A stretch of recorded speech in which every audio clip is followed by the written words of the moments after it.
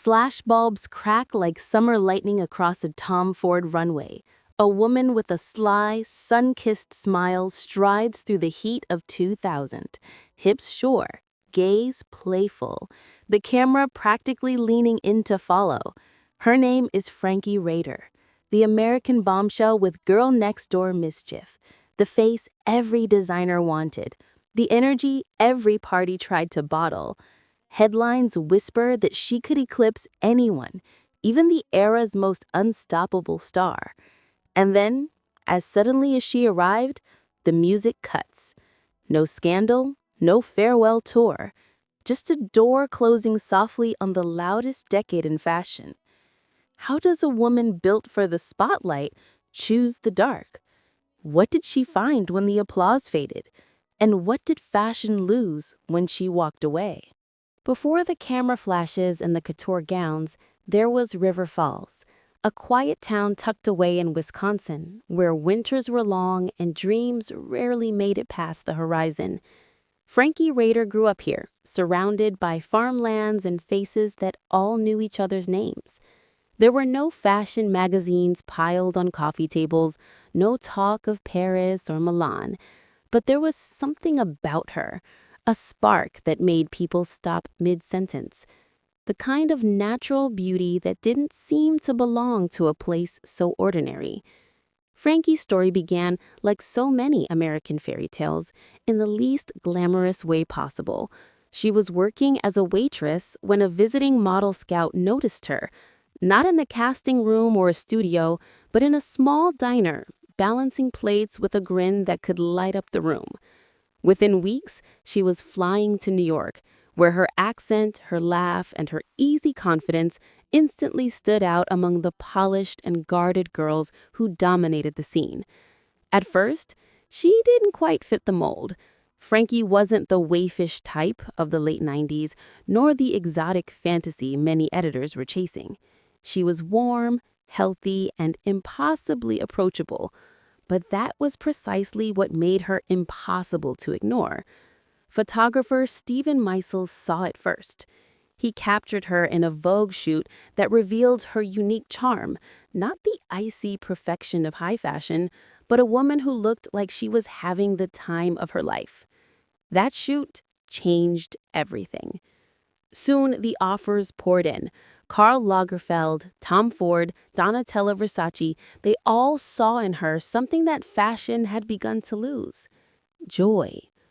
Frankie wasn't just another face on the runway. She radiated energy. She laughed between takes, joked with stylists, made everyone on set feel like they were part of the same wild ride. She was raw, magnetic, and unafraid to be herself. In an industry built on mystery and distance, Frankie was refreshingly real. Her rise felt inevitable, yet unplanned, as if she'd stumbled into fame by accident and decided to enjoy it while it lasted. She didn't come to New York to conquer the world. She came because she was curious. That curiosity would soon take her from the snowy streets of Wisconsin to the most powerful fashion houses on earth. By the turn of the millennium, Frankie Rayder had become a name people remembered, not just for her beauty, but for her presence, the kind that didn't fade when the lights went out. And though the world would soon call her the next Gisele, those who knew her best understood one thing: Frankie was never meant to follow anyone's path. She was meant to create her own. By the late 1990s, Frankie Rayder was everywhere, and yet nowhere felt quite like her. While the fashion world chased the icy minimalism of the late 90s, Frankie arrived like a spark in a dark room. She wasn't sculpted to perfection or trained to seduce the camera. She simply existed in front of it, laughing, alive, and irresistibly human. Her breakthrough came under Tom Ford's reign at Gucci. The world was obsessed with that new kind of luxury: sleek, unapologetically sexy, and dripping with confidence. Frankie embodied it perfectly. On Ford's runway, she wasn't walking. She was owning the space, radiating an energy that turned each strut into a performance. Soon came Versace, Chanel, Givenchy, and Victoria's Secret. One season she opened Gucci. The next, she was on the cover of Vogue and Harper's Bazaar. Her name started to appear beside a new kind of label, It Girl. But Frankie's allure went beyond the runway. She was a creature of the night, not in scandal, but in spirit. New York's fashion scene had its icons: Kate, Gisele, Carolyn, Stella. Frankie was the one who brought the party. She'd show up to events with disheveled hair, laughter that carried through the crowd, and a fearless disregard for pretense. While other models posed with poise, Frankie moved. In interviews, stylists would say she didn't act like a model, she acted like herself, and that was magnetic. Her beauty wasn't cold or untouchable, it was alive. Her smile hinted at mischief, her eyes said she had stories she'd never tell. Photographers adored her because she made every shot feel like a conversation rather than a performance. Frankie could be in a $10,000 dress and still look like the girl next door, said one editor. That's what made her dangerous. At the dawn of the millennium, she represented a new ideal, the American bombshell reborn. While the 90s had worshipped ethereal beauty, the 2000s craved something warmer, more tangible, and Frankie delivered. She became the face of brands that wanted power, sensuality, and a hint of rebellion. Her campaigns for Gucci, Chanel, and Gap captured her range, from high-gloss glamour to effortless Americana. And when Victoria's Secret invited her to join their televised shows, it wasn't a surprise. Under the spotlight, surrounded by angel wings and music, Frankie glowed like she was born for it. But behind the success, there was something different about her. Unlike many of her peers, Frankie never seemed consumed by fame. She treated it like an adventure, not an identity. "It's fun, but it's not forever," she once said in a rare interview. "I know there's more to life than the runway." Still, in those few years, she became everywhere. Editors wanted her on covers, designers wanted her energy, the nightlife wanted her presence. She was the heartbeat of a generation that lived fast and glittered hard. By 2003, Frankie was not just a model. She was the vibe of early 2000s fashion, wild, sensual, confident, and just a little chaotic. She was photographed beside rock stars, actors, and socialites, her laughter echoing through every party. Fashion had crowned its new queen, and she didn't even seem to notice it. Yet, beneath the lights, there was a hint of something else, a quiet fatigue, a small flicker of detachment. Those close to her noticed it before anyone else. The way she'd skip shows, disappear for weeks, or turn down projects that others would kill for. No one could explain it then. But soon, the girl who could have been bigger than Gisele would do something unthinkable. She'd simply walk away. At the height of her fame, Frankie Rayder simply vanished. One season she was the face of Gucci, the next gone. No scandal, no farewell, just silence. In an industry addicted to noise, her absence was deafening. Rumors whispered through Fashion Week crowds: burnout, heartbreak, disillusion.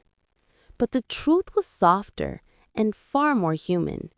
Frankie had fallen in love. Her partner was Flea, the magnetic bassist of Red Hot Chili Peppers. Their worlds collided in chaos and color, fashion's wild heart meeting rock's restless soul. For a time, they were the it couple of a glittering era. Then, without warning, she stepped away. Away from the lights, the cameras, and the endless cycle of becoming someone else. She chose life over legend, motherhood over momentum, silence over spectacle.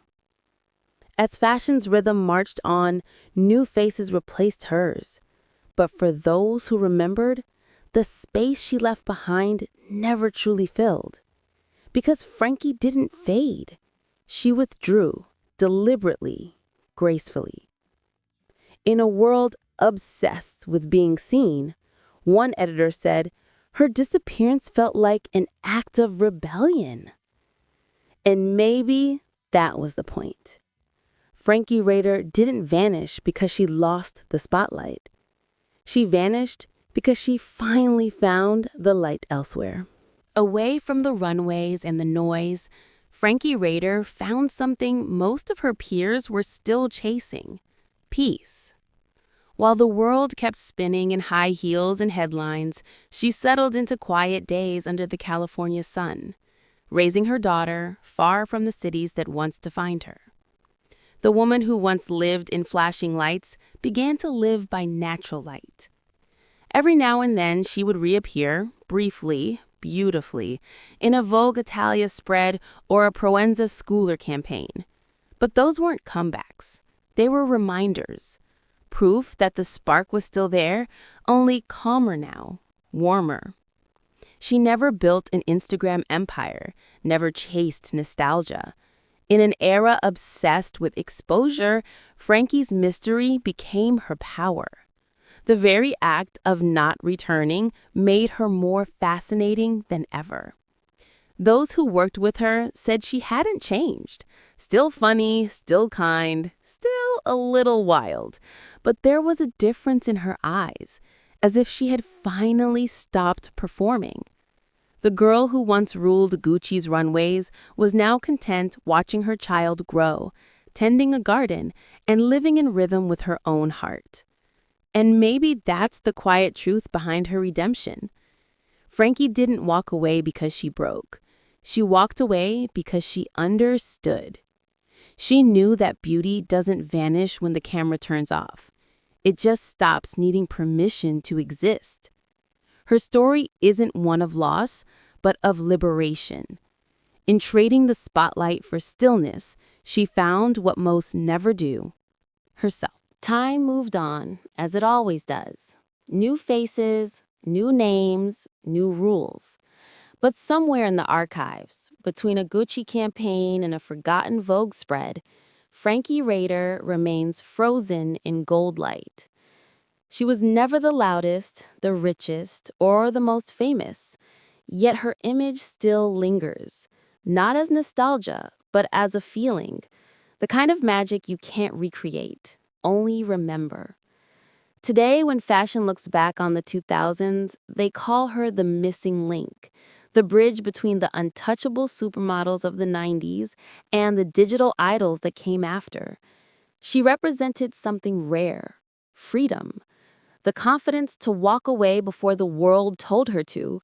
Frankie Rayder didn't burn out. She didn't fade. She simply chose silence in a world that can't stop talking. And that choice, quiet, defiant, deeply human, might be her greatest legacy.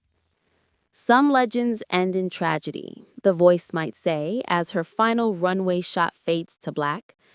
Others end in peace, and that's the story fashion never tells.